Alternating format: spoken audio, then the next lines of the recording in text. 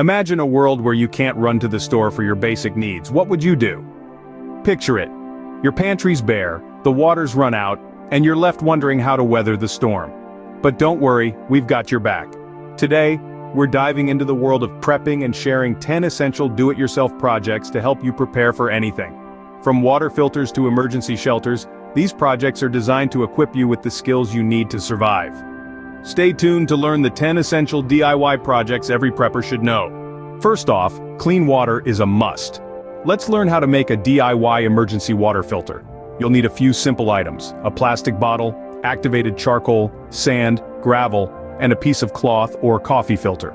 Start by cutting the bottom off your bottle, then layer your materials inside. First goes a piece of cloth or coffee filter to keep the materials from escaping. Next, add a layer of activated charcoal to remove impurities. A layer of sand comes next to filter out smaller particles, and finally, a layer of gravel to catch larger debris. Pour your water in from the top and let it trickle down through your layers. As it passes through each layer, your water is cleaned and ready to drink. Remember, this is a basic filter, and while it will improve water quality significantly, it's always a good idea to boil your water if you can. With this water filter, you'll have access to clean drinking water at all times. Next up is creating a source of heat, a fire pit. This is more than just a place to roast marshmallows, folks. A fire pit is a survival tool that can provide warmth, cook food, and even signal for help if necessary. To construct your fire pit, you'll need a few key elements. First up is the right location. It should be a flat, open area away from trees and brush. Safety first. Next, gather materials. You'll need rocks or bricks to form the outer ring of your pit. The size is up to you, but typically, a diameter of 3 to 5 feet works well. Inside the ring, dig a shallow pit. This is where you'll build your fire. To finish, fill the pit with a layer of sand or gravel. This helps with drainage and heat distribution, and there it is. With a little effort and some basic materials, you've built a fire pit. Now you have a reliable source of heat and a way to cook food. Power outage? No problem. We're building a solar-powered generator. This little powerhouse will keep your lights on and devices charged when the grid fails. So, what do you need? Well, the major components include solar panels, a charge controller, batteries, and an inverter. First, the solar panels. These are your power source, capturing sunlight and converting it into electricity. The charge controller, your next component, manages the power coming from the panels and charges the batteries. Now, onto the batteries. They store the energy generated by the panels for later use. Finally, the inverter. This clever device transforms the stored direct current energy into alternating current, which is what most household appliances use. Put these all together in a safe, dry place, and voila! You've got a solar-powered generator. Remember, safety first when working with electricity. You now have a dependable source of electricity, come what may. Emergencies often mean injuries. Let's assemble a DIY first aid kit. A first aid kit is a must-have for any survivalist. It's the first line of defense when accidents happen. So what should it include? Start with the basics: bandages of various sizes, antiseptic wipes for cleaning wounds, and medical tape. Adding a pair of tweezers can be handy for removing splinters. Don't forget over-the-counter medications like pain relievers and antidiarrheals. If you have specific medical needs, consider those too. Next, you'll need a durable, waterproof container to hold everything. A good trick is to organize items into smaller labeled bags within the container for easy access. Remember, the goal is to be prepared, not scared. Regularly check your kit, keeping track of expiration dates and replenishing supplies as needed. With this kit, you're ready to handle most minor medical emergencies. Safety first. This segment shows you how to build a personal protection alarm system. A secure environment is a key component in any survival situation, and an alarm system can provide an extra layer of security. The components you'll need are relatively basic: a buzzer, a 9-volt battery, some wire, a clothespin, and a piece of metal. Start off by attaching the buzzer to the battery.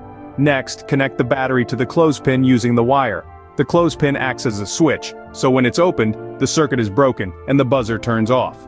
Attach the piece of metal to the clothespin so that when it's removed, the clothespin closes, completing the circuit and setting off the buzzer. This simple yet effective alarm system can be placed at entrances, around your camp, or in strategic locations to alert you of any intruders.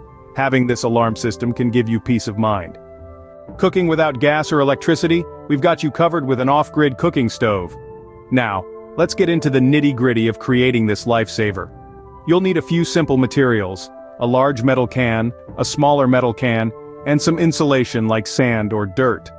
Start by cutting a small door in the side of your larger can, just big enough to feed fuel into. Cut a hole in the top of the large can and bottom of the smaller can, making sure they match in size. This hole will allow heat to travel up and out.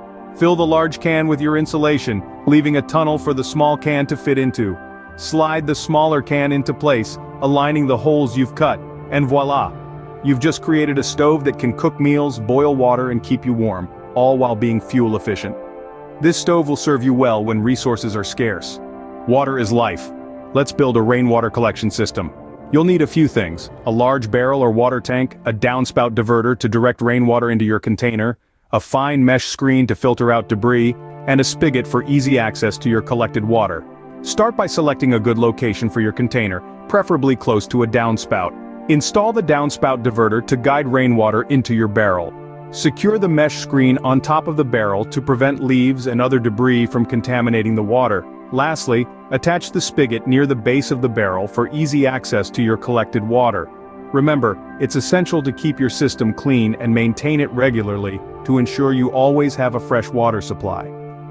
This simple yet effective rainwater collection system can be a lifesaver when water sources are scarce. With this system, you'll have a steady supply of water.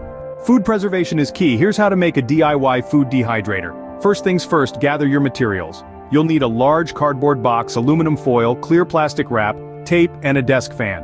Start by lining the inside of the box with the aluminum foil, shiny side out.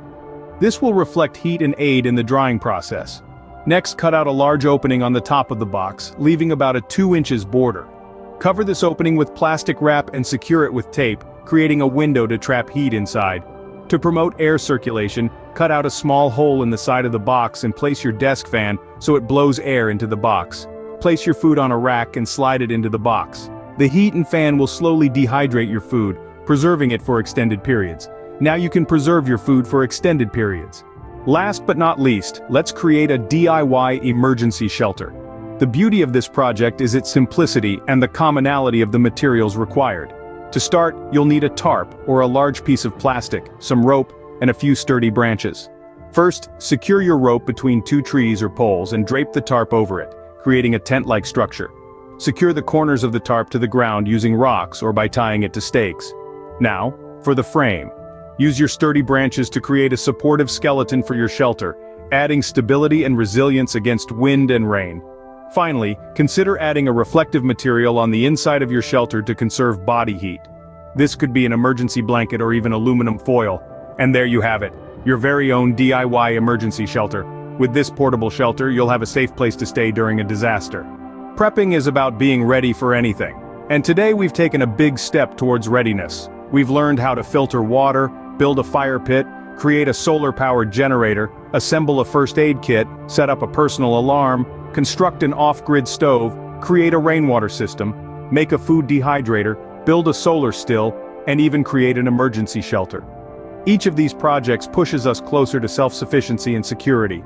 Don't forget to subscribe and join us on our journey to prepping for the future. Stay prepared and stay safe.